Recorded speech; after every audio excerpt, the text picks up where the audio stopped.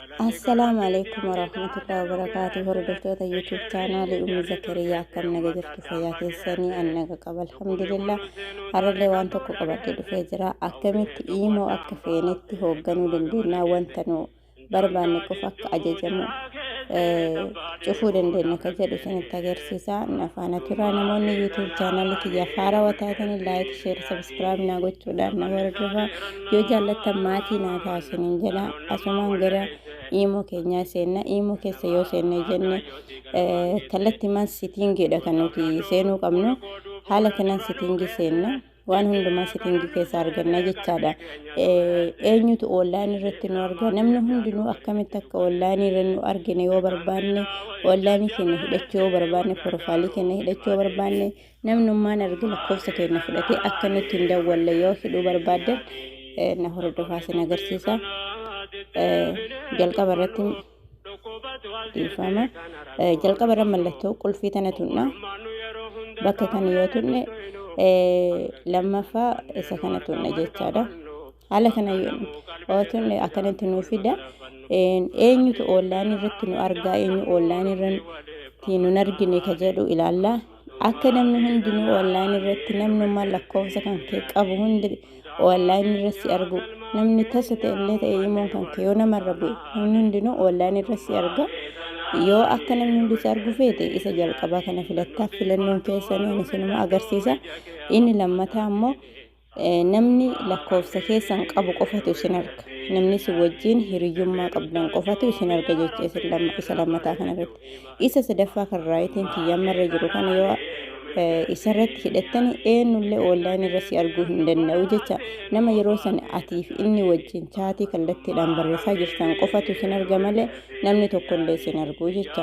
Kanaaf yoo namni akka tokkollee akka online irratti argee fakkeenya duraan namni iimoon jecha yoo sitti dawwalan ofuma isaatii online irratti fidee ofuma isaatii online irratti teessisaan namni achirratti argee akkam akka hin dawwalle maanuun bilbilin jedhaniif asitti aaranii sababa garaagaraatiin namni sitti mufata jechaadha.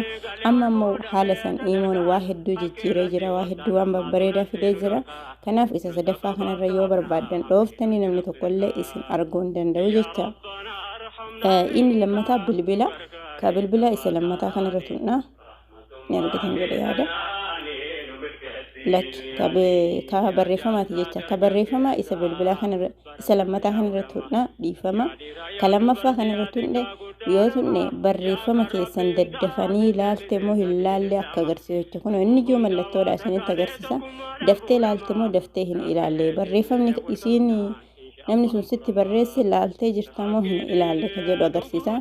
Lammaffaa irratti akkuma duraa sana iyyuu namni hundinuu ati daftee ilaalte moo daftee hin ilaalle kan keessatti agarsiisa. Inni sadaffaa ammoo hiriyootuma kan kee qofa wajjin akka ati barreeffama san ilaalte agarsiisa. Laalte moo hin ilaalle kan jedhu ammoo isa sadaffaa kana irra hidhachuu dandeetta. Fedha keetii hundinuu kaffeet irra hidhachuu dandeettaati. Yoo lammata kanarratti tutte nama atiif inni hariiroo walitti qabdanii hiriyyummaa walitti qabdan kan lakkoofsa isaa seef godhatte qofatu barreeffama yeroo inni sitti barreessu ilaaltee jirtii ka jedhu bifa ammas irra argite heloo jedhu kanaani agarsiisaa jecha. Yoo ka sadaffaa kanarra argite laaltee ilaaluu baatte namni tokkollee sin beeku jecha. Kun achi inni sadaffaa ammoo karaa bilbilaati. Ka sadaffaa kana tuuxanii kool ka jedhu kana haala kun carraa lama qofa qaba. Tokkoffaa nama hiriyoota siin qabu qofa nama iimoo kan kee lakkoofsa kan kee qabu hunduma si dawwaluu danda'a jecha. Namnummaan fedhe lakkoofsa kan kee fudhatee iimoo kan kee irra bilbiluu akka danda'u yoo barbaadde ka tokkoffaa kanarra tuuxaa jecha. Nama ati lakkoofsa isaa seef godhatte qofa kan lakkoofsa isaa ati bilbila kee keessa seef godhatte qofatu si yaa bilbilu yoo feete isa lammataa kana tuuxaa inni carraa lama qaba jecha. Isin gala jedhee yaada. Sadaffaa ammoo bilookiidha.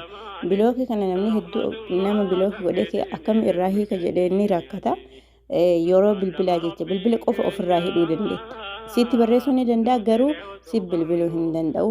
Karaa kana nama bilookii godhee waan hin jirre malee osoo nama as keessatti bilookii gootee jiraattee haala kanaan gabatee kana keessatti maqaan namootaa si yaa'a jecha. Anammaaf nama bilookii godhee hin qabu. Inni sadaffaa ammoo bilbilaanis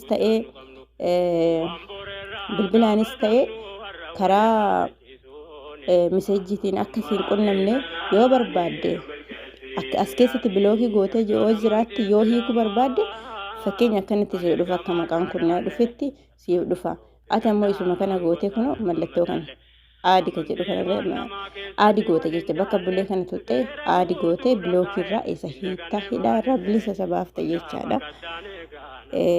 Kanuma isiniin jedha inni arfaffaa ammoo akkamitti akka piroofaayilii keenya dhoofachuu dandeenyu kunuwaasi as tuqan jecha bakka kana piroofaayilii jedhamu bakka kana tuqxanii as yoo tuqxanii namni imoon kee akka carraallee irra bu'ee lakkoofsi kan kee qabullee tasoo ta'e karama kamiinuu nama imoo kan kee argate hundu dhufee gadi piroofaayilii kan kee duuba isaa gadi qabee imoo kan kee ni argaa jecha yoo boota kana tuqxe waliigalee bakka kanatti imoo kan kee ni argaa jecha. Ka lammaffaa ammoo nama ati hiriyaa waliin qabdu qofatu namni ati walii itti barreessitu qofatu imoo kan kee arguu danda'a jecha. Ka sadaffaa ammoo si qofatu imoo kan kee arga namni biraa ammoo halaalarraa imoo kan kee gadi qabe piroofaayilii kan kee arguu danda'a garuu kallattiidhaan naqee imoo kan kee san suuraa san yoo mataan gadi qabe arguu hin danda'u jecha. Kanaafuu isin kan barbaadan filannoo keessan irratti hidhattanii jecha. Kanuma isiniin jedha hiriyoota koo galatooma waan na dhageeffattaniif barnoota kana yoo isinitti tolle laayikii godhaa yoo isinitti hin tolle biruma darbaa dhiisaa waan na dhageeffattaniif galatooma hanga sagantaa biraatiin walitti deebinuti yuutuub chaanaalii koo sabiskiraayib naaf godhaa. Assalaamu alaikum warahmatullaahi wabarakaatuh. Nagaa rabbii keessan jiraadha.